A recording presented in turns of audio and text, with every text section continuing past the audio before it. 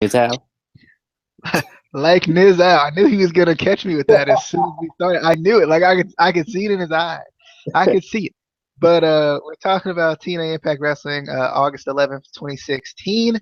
This was a live Impact, so I expected big things. We had EC3 and Eddie Edwards versus Moose and Mike Bennett. We had the debut of some guy you might not know, Aron Rex. Never heard of him, right? Damien Sandow debuted tonight with a freaking incredibly beautifully promo that was oh baby. Um, Gail Kim versus Marty Bell was tonight. The Tribunal versus Jeff and Matt Hardy was tonight. And then we had Bobby Lashley versus James Storm for every single piece of gold belt that you could find ever. Pretty much is how that was. I mean, my question with that is though, because like he's a singles competitor, so he's gonna get a partner. So is like this next step the knockouts title? I'm just saying, if he's gonna get every title, he's gonna have to. I mean, he might be like, I can take everybody. I can take anybody. I'm spirit about it. I mean, it might happen. You never know. We go back to the Attitude Era or something like. But anyway, real quick, if you haven't already, hit that subscribe button for us. We got a great show coming up for you. I hope. I don't know. Like I'm predicting the future, and I'm expecting it to be great. So just go ahead and subscribe. Just in advance. Just in advance. I even got a haircut for you guys. You know that's when I care. That's when I care. I know y'all noticed. Anyway, Oh yeah, that yeah. but anyway, let's jump into. We had an opening segment with EC3. It was kind of interesting because the commentators kind of started out the show. With they were ringside. They was talking to the camera and whatnot. And Josh Matthews kind of introduced EC3, which is pretty cool. EC3 came out, basically talked about the Bound for Glory playoffs. He kind of talks about his story, his undefeated journey and whatnot, and all that stuff that he talks about in Ethan's corner, as he called it. Basically, talking about how he's missing a moment of perfection, and he's on his quest to be the best. And basically, as soon as that happens, because as soon as you mention the best, obviously the world champion's got to come out. Because Lashley's music hits, he comes out and joins Ethan Carter the third in the ring. He kind of takes the fun out of the show here, basically claiming that this has been a cheerleading show when EC3 comes out. EC3 coming out, you got all these fans cheering for you, and we ain't doing competitive cheerleading out here. And I like that. Lashley mocks the fans for their EC3 chants. Kind of comes back to his quest to be the best, and Lashley just basically says, I'm the best, and he's got all the belts to prove it. And EC3 kind of, he's like, yeah, you do have the belts, you have the hardware, you have the proof. But there's something about you that's changed. And then Lashley comes back and talks about how he's evolved. I just like this promo. I thought it was good. It was very progressive. It made a lot of sense. And basically James Storm will come out. Like this was one of those where everybody coming out. Everybody. I mean, I should have came out. If they giving everybody chances to come out, I think I should have came out. James Storm comes out. And he basically kind of stakes his claim to why he's going to win the world title and the X Division title. Basically, the world title, which for some reason I don't know why. I just don't like that. I don't know how you're going to feel about this, but I don't like that when someone's facing Lashley, it's like they're only going for the world title. Technically, like they act like they're only going for the world title, whereas Lashley's like, I'm taking everything. Like I love this X Division title, I love this world title, but I'm gonna love that title too. And with James Storm, it was all focused on the world title, and it wasn't really focused on the fact that he hasn't won the X Division title yet. So that was my only issue with this entire night, like building it up. They're building up Lashley as he wants all the titles, but they're building up his opponents like they just want one title.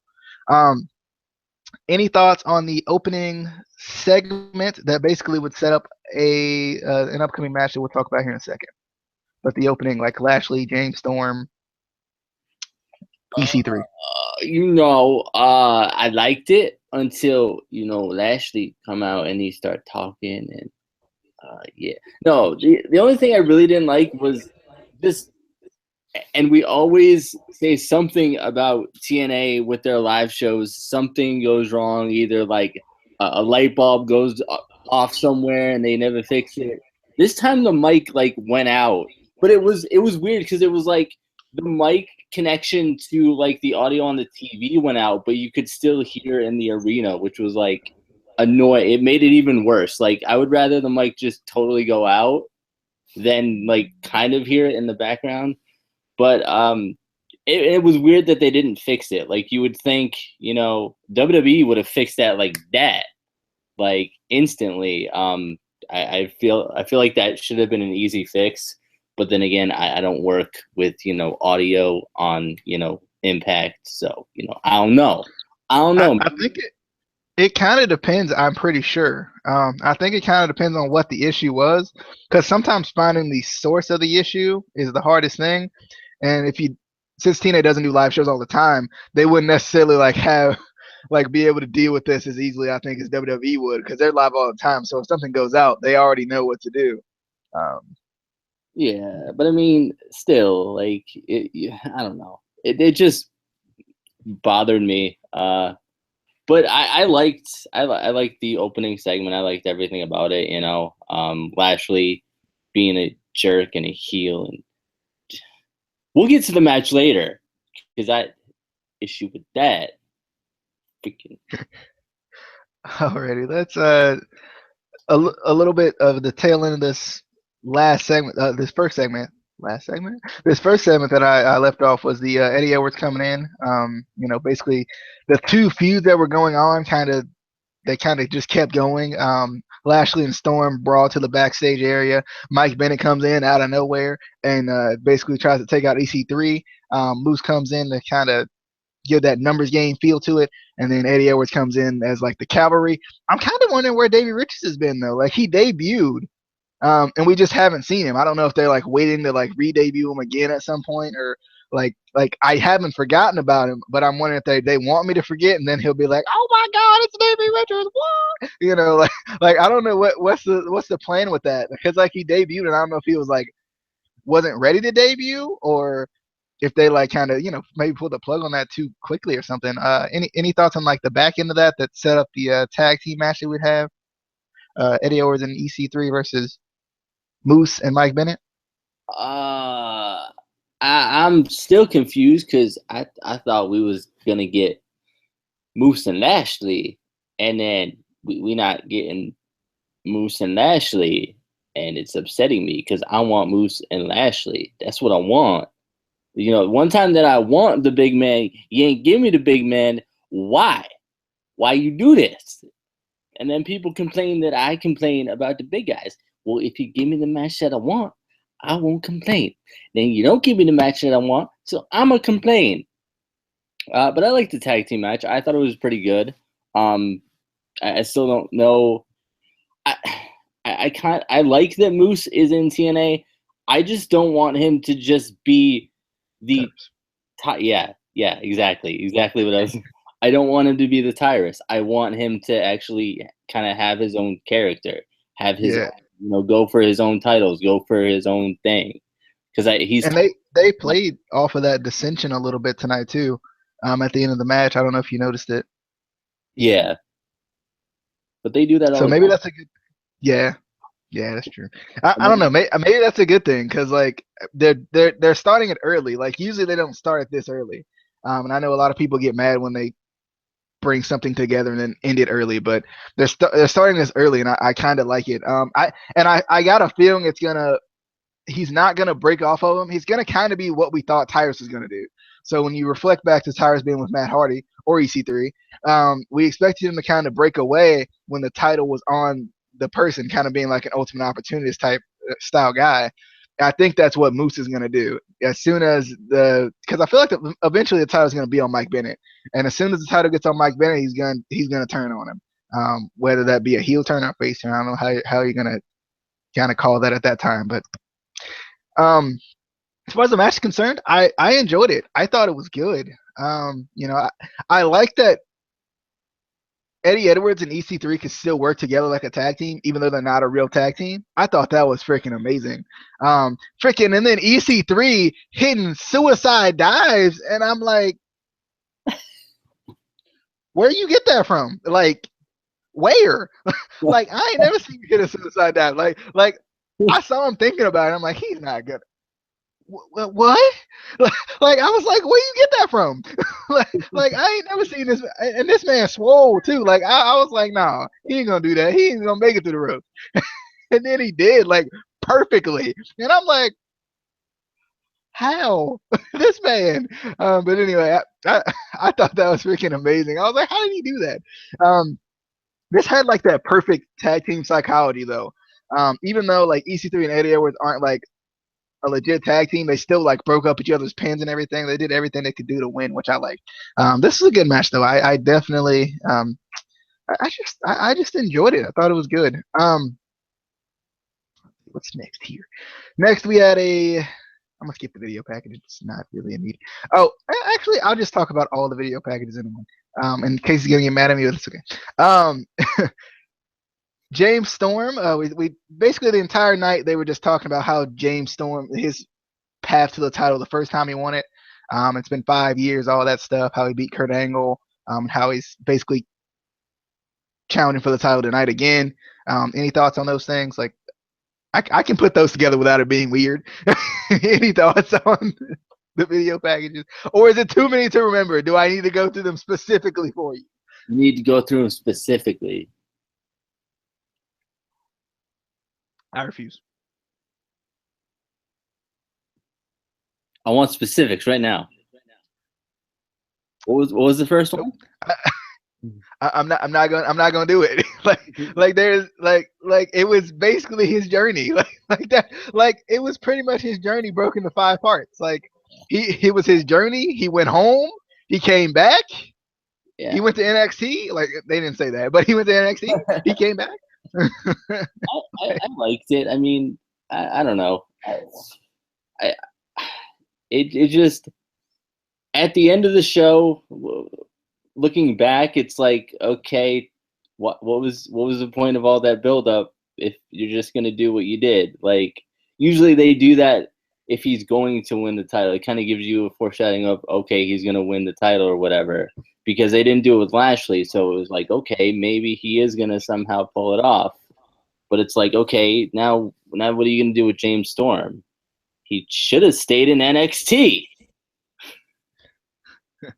Yeah, because Eric Young. Anyway, we gonna move on. We gonna move on real quick from that. Other Root though, he doing pretty good. I mean, it took him forever to debut though. But they could have had root beer money. Cause I almost closed all my windows just now. It almost got really weird just now. I did. Like I was like, oh no. But anyway, Damien Sandow's debut is the next thing we had. Oh my goodness. Sandow. I saw. Sorry. Aron. It's not even Aron this time. Aron Rex. I apologize. Oh, that guy. Yeah, he looked familiar. I feel like I saw him. He did. I love this promo. I like that, and I feel like in general, just wrestling has gotten this way. But I feel like, if I'm not mistaken, TNA kind of started it. Or I started noticing it more in TNA than I did anywhere else. But number one, they let him go out there with a live mic, which was amazing, which should happen all the time. This promo felt very unscripted, and it felt very real. I felt like a lot of TNA stuff has felt very field.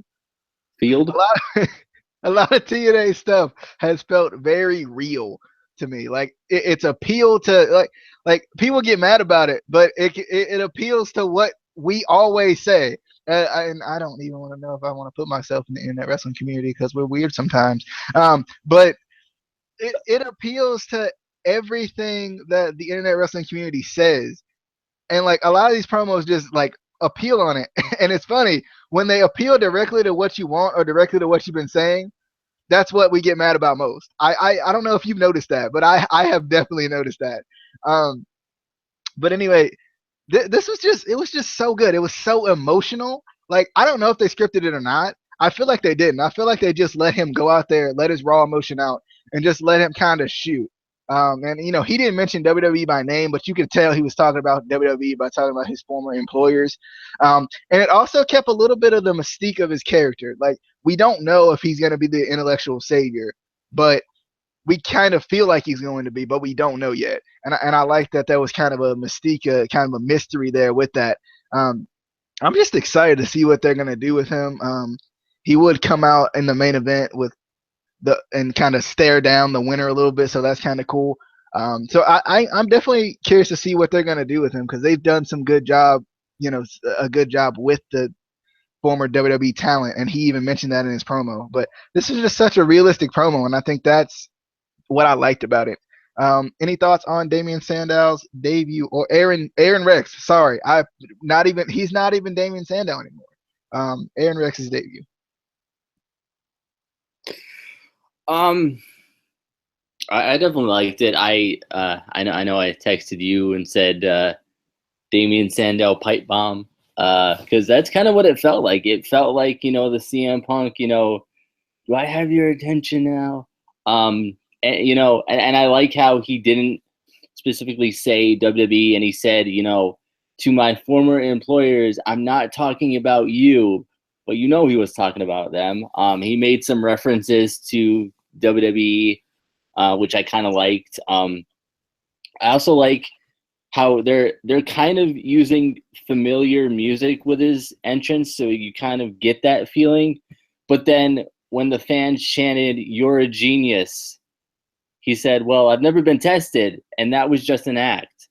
So maybe they are going to something where he's not, where he's going to be maybe a little bit more of just himself, a little bit different, which I kind of like. But I'm curious to see what they're going to do with him.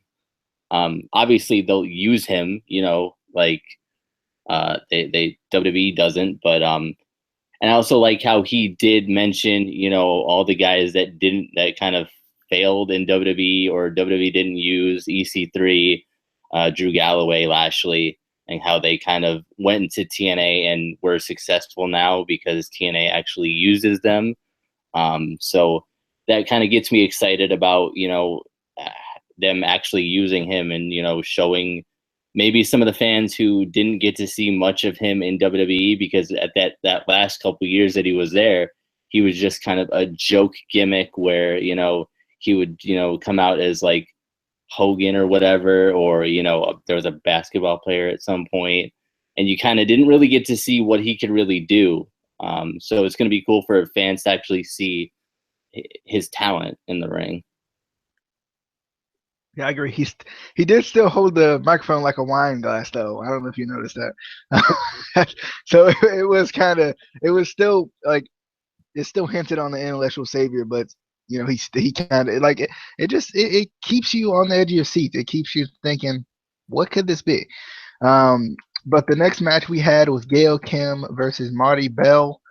This was set up by an attack by Marty Bell while Gail Kim was talking to Maria, trying to figure out who her opponent was.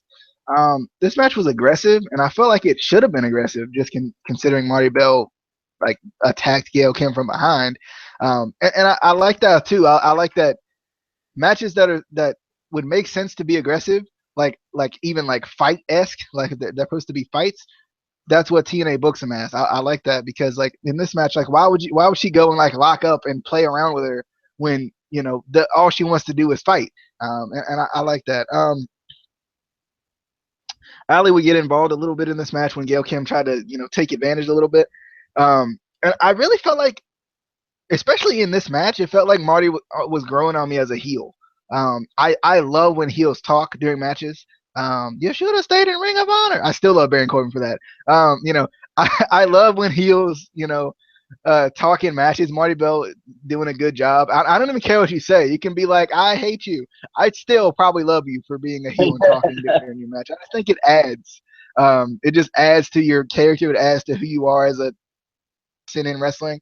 So I like it.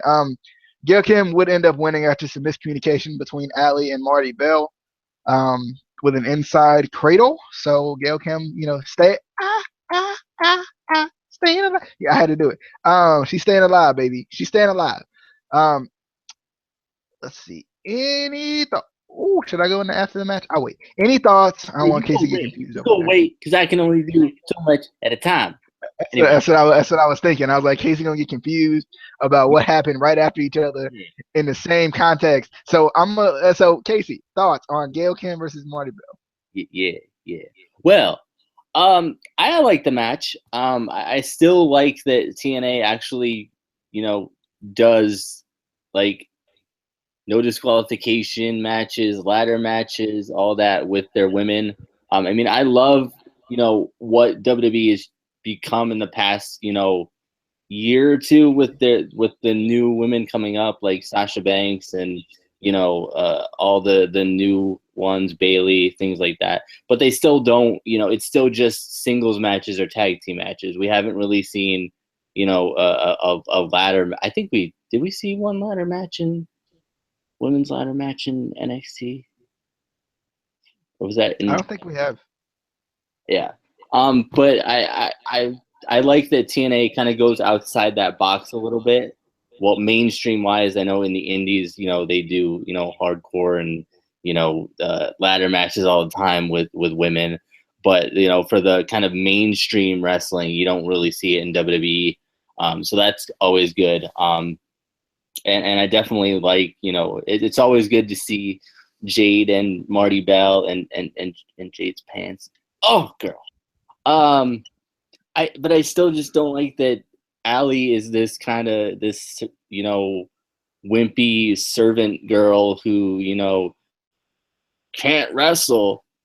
I don't know. That's the only thing that kind of bothers me about it.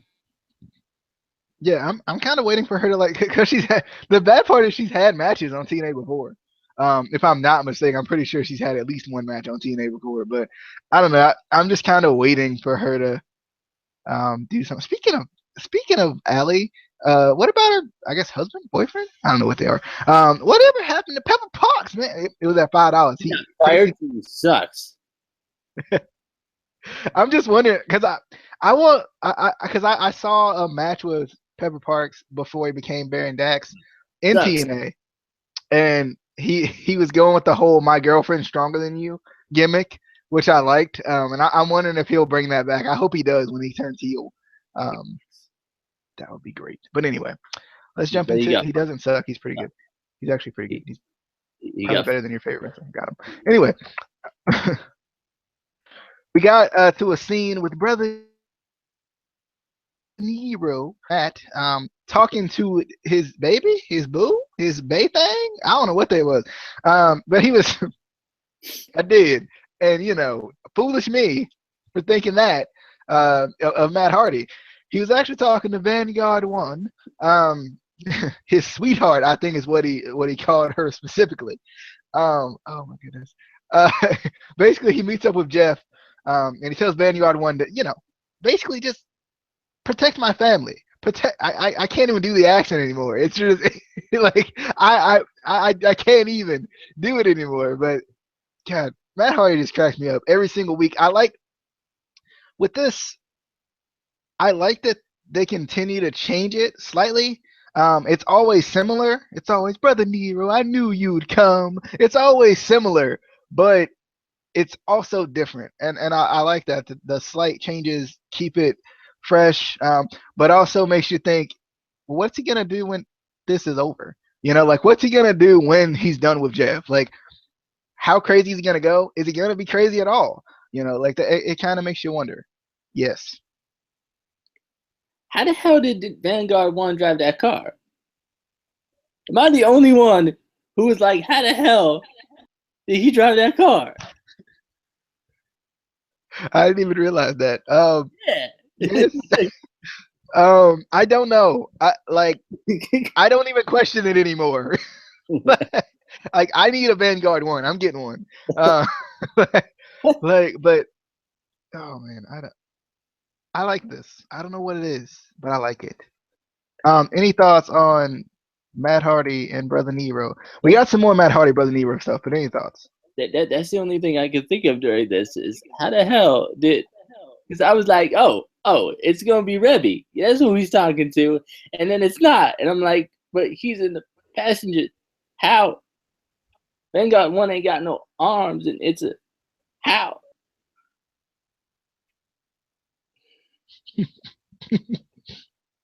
Okay. All right. So we go to the next Matt Hardy and Brother Nero Obsolete Mule segment, and basically this, I don't even know how to describe this. This is just talking about their journey to reclaim the tag team titles. He brings out the Obsolete Mule, Jeff Hardy, Brother Nero, whatever you call him at this point. And Jeff, this is kind of Jeff firing back. It felt like, because Jeff was becoming more of himself. Because like when he first came out, he was just like obsolete. You know, like he would just come out like robotic. He would just like, especially the first week. But more and more, it seemed like he was turning back into Jeff Hardy. He even did the little whatever this thing. You guys know what I'm saying. You probably don't, but he did the little Jeff Hardy thing. Whatever.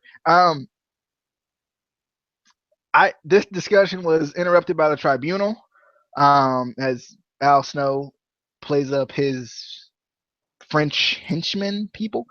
And basically, I like that the Tribunal spoke. I don't know if this is the first time they spoke, but it felt like it was the first time they spoke, and I liked it. I think they spoke when they first debuted a while back, but I like it.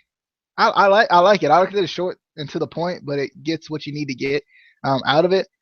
Basically, a match got set up with the Tribunal versus Matt and Jeff Hardy. Any thoughts on the segment before we get into the match? I'm still trying to figure out how he drove the. Anyway, yeah, no. I don't know what you're talking about with the Hardy thing. With the what is I liked it.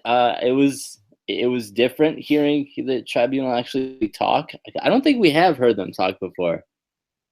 I mean, you know, Marcus Louis still ain't got no hair, and I'm still gonna call him Marcus Louis because he ain't still got no. Like he should have explained that. You know, I mean, if people gonna be talking about WWE, he needs to talk about why he ain't got no hair. Like it was, I don't know, but I definitely like what they're kind of doing with the Tribunal. I hope they push them a little bit more. Maybe more towards the tag team titles because it feels like they haven't really they've been in like number one contender matches for the tag team titles, but I feel like they're not really focusing them towards the tag team titles yet, which is kind of weird considering TNA kind of has a smaller tag team division, so you would think you'd want to push all of your tag teams kind of more towards rather than kind of having them job out to the Hardys or Jeff. Yeah, but I don't know. I'm just curious what they're gonna do with them because I feel like eventually, you know, Al Snow is gonna turn on them or something. Because you know, I don't know. I don't think they really need Al Snow that much. You know, I think they're good enough on their own, and I really don't think he's adding much to them other than having a manager. I don't think he's adding too much to their gimmick. I mean, we get that the whistle gives them power, Casey. It doesn't though. It really. I mean, how much power they have tonight? They was on the mat at the end of the night. Where the power? They didn't even Hulk up. I really don't. I don't know. But the match, Matt Hardy and Jeff Hardy versus the Tribunal, it was good. I thought it was good. The Tribunal kind of tried to ground Jeff a little bit and keep him in the corner. Matt really wasn't a key point in the match, but outside the ring, he does things that I guess keep Jeff Hardy in control. He apparently possessed a fan. Last week he bit a fan. This week he possessed a fan. There was a fan that had a Jeff Hardy's obsolete sign. And he basically like put his head on him, and I think he said delete or something. And then the fan was like, "Oh my God, I'm possessed." He didn't say it like that, but basically he ripped up the sign And he said, delete, whatever. So I guess I don't know if this fan's possessed or if he's broken. Like, is that how it works? Like, is he just broken now? I'm kind of wondering. But Jeff Hardy does end up getting the win. I don't even know how he won, honestly. I just know he won. What was that? I said the win because I don't even remember how he won. I just remember after the match. Yeah. Okay. So after the match, you already pretty much gave your thoughts on the match, didn't you? Yeah. It was a jobber match. All right. So after the match, Jeff Hardy pretty much got ridiculed for his lack of passion. You know, he is broken, so he can't have so much passion. And Jeff tries to kind of prove the man wrong a little bit. He has twisted fates on everyone in sight, all of the tribunal. And then he kind of just talks back at Matt, and he's like, "You want to see passion? Blah blah blah. I'm Jeff Hardy. I can show you passion." Then he puts Al Snow through a table with a springboard, and then he says, "The only person that can break Jeff Hardy is me." And Swanton bombs himself through the table, which was fine. I was completely fine with, I guess. I was like, why you do that though? But he struggles to say words at this point, and he says, "I am Brother Nero. I am broken." And now I'm like, so he broke himself? Or was this just all a mind game by Matt Hardy to show us that he could break Brother Nero? I don't know. Any thoughts on the after the match? Brother Nero is broken, and I knew you'd come. Any thoughts on any of that stuff? Like I said a couple weeks ago, I said I would like to see a broken Jeff too, because I think that would be cool to see just the different character there. But the way they transitioned it makes no sense at all. Like, the man Swanton bonds himself through the what? Like, it doesn't make any sense. There was no build up to it. It was just like, okay, Jeff snapped. Okay, why?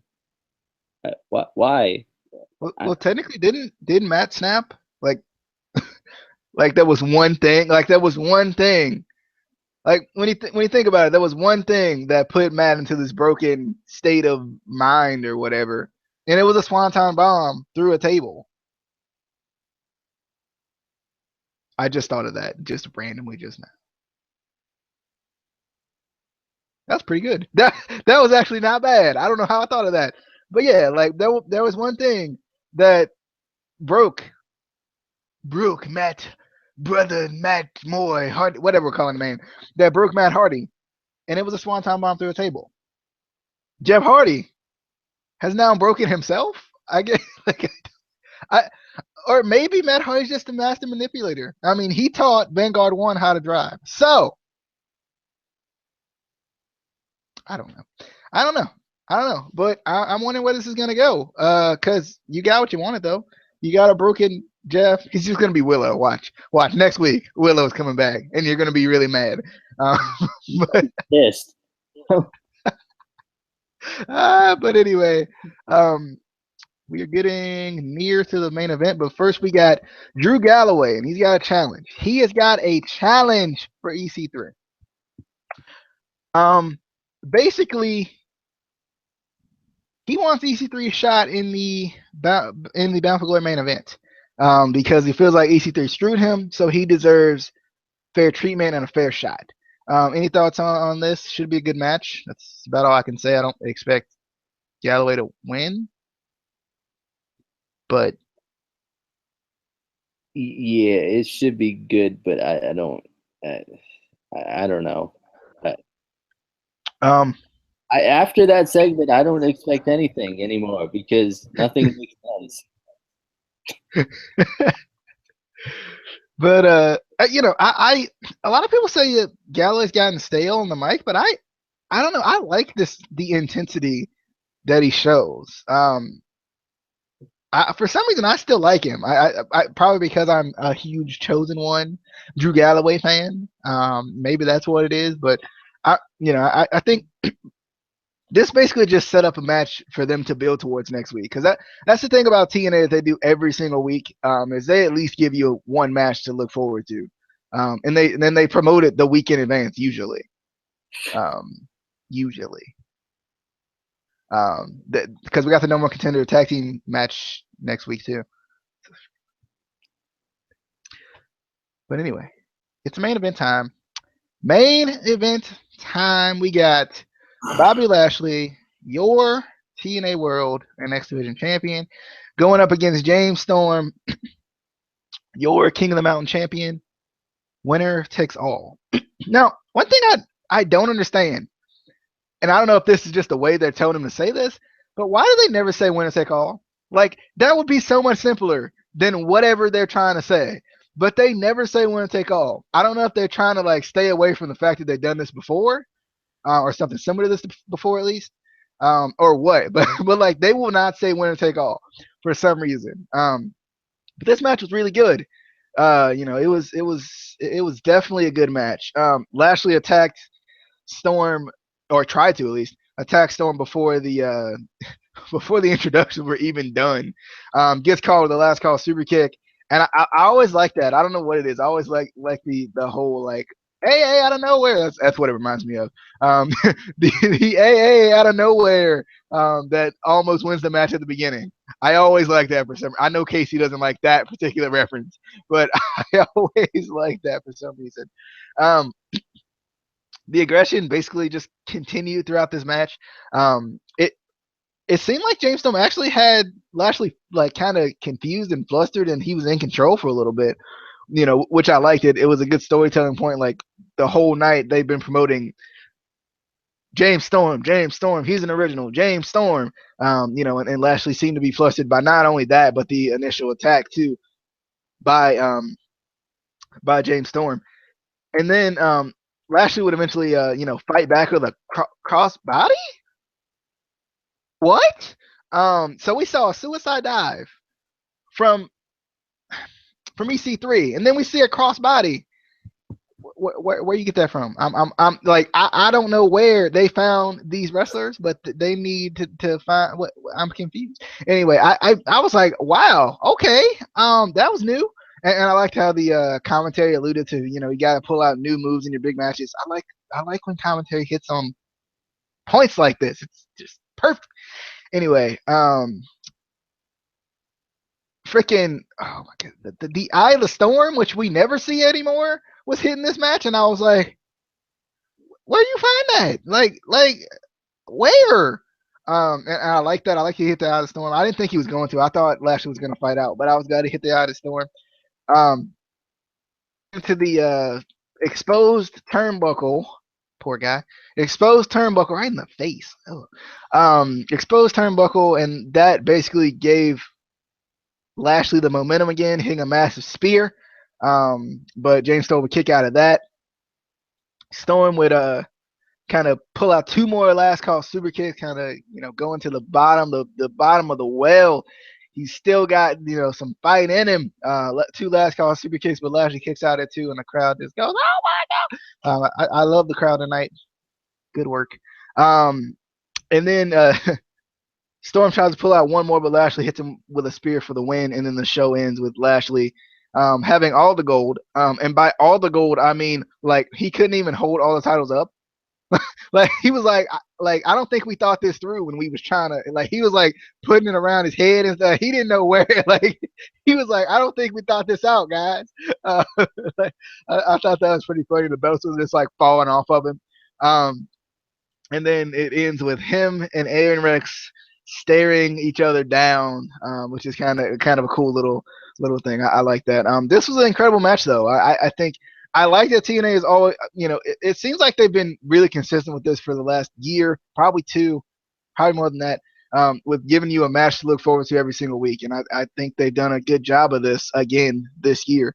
But I enjoyed the match. And for anyone who says James Storm still can't go, you're a liar. You need to go and revisit your past and figure out where your mind went, because you're a liar. He's really good. I love me some James Storm. Oh, but anyway, any thoughts on the main event of the evening? As the Destroyer, I don't have my shirt on today, but as the Destroyer again gets the win and is your Casey, your TNA World X Division champion and King of the Mountain champion of the world. Thoughts? Bullshit. He won. James Storm won. That was a 3. Right after the super kick. It was a 3. It's all JB's fault. I blame JB. Ref trying to get JB out of the ring. It's all your fault.